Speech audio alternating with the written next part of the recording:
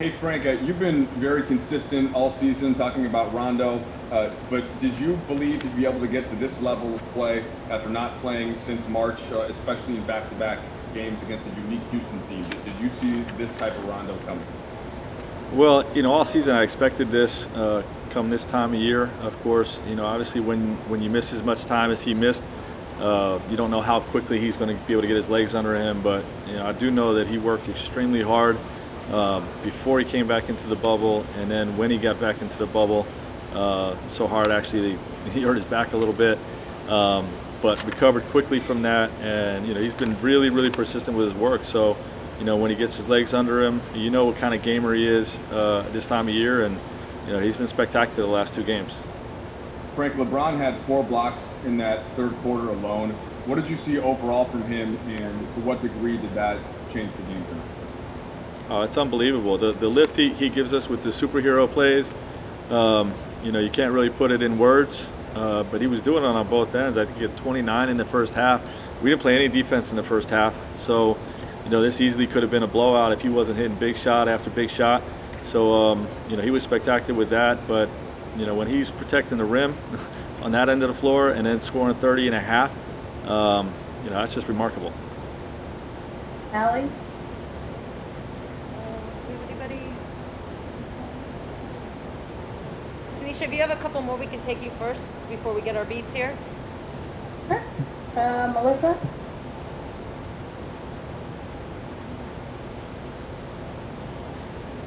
Hey Frank, sorry, can you hear me? I can. So what do you think was Rajon's process in terms of coming back and being able to explode the way he did? And when he's playing this way, how much does that open things up for the rest of the team? Well, obviously, it really, number one, it frees up AD and LeBron from having to do too much. But he just has an ability to orchestrate a game like very few players that I've ever been around, and everybody else feeds off of his energy. But not just with the basketball, what he's doing defensively.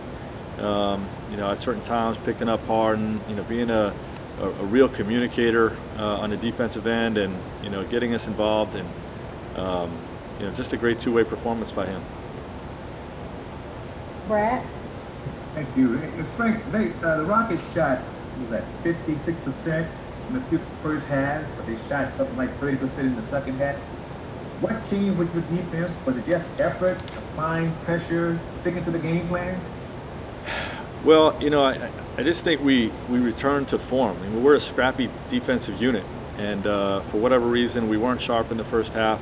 We were a little bit hesitant with our double teams and how we were going to rotate, and give the Rockets credit. They moved some things around, to counter and adjust to our defense that we're playing, and we took us a little bit of time to adjust to that, but we just returned to form in the second half. We knew we weren't happy with how we defended in the first half, and came out and gave a gutsy, scrappy performance in the second half. To hold that team to 38 points in the second half with all the firepower that they have is really a strong performance. So I'm proud of what we did.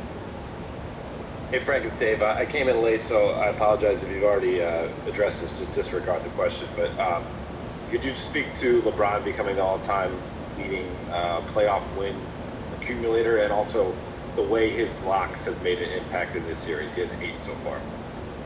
Yeah. So what was the stat? He's the all-time scorer in the playoffs now? All-time leader in playoff wins.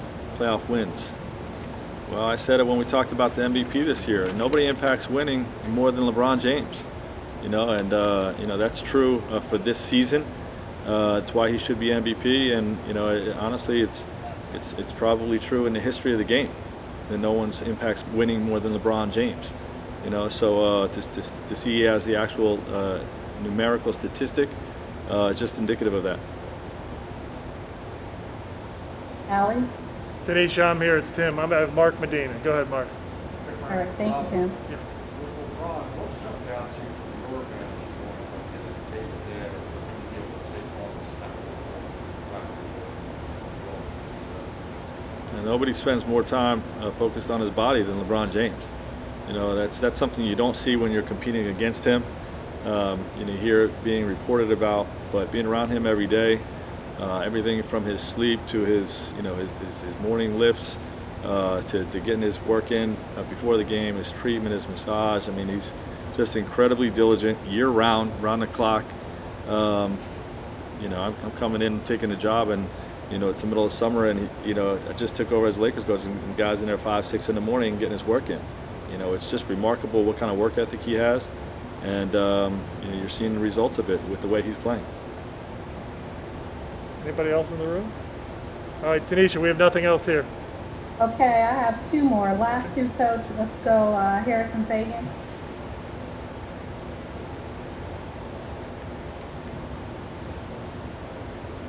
All right, then the last one will go Anthony Slater. Yeah, Coach, you moved Morris into the lineup to start the second half. Obviously, Dwight tonight. What do you think you found going small against their small, and do you expect to kind of stay with that moving forward? Well, we'll see. Every game's different. I think Dwight could give us a different dynamic.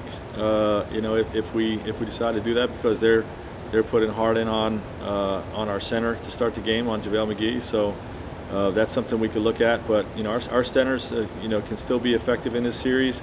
The way we're doubling right now, it makes more sense to have mobility.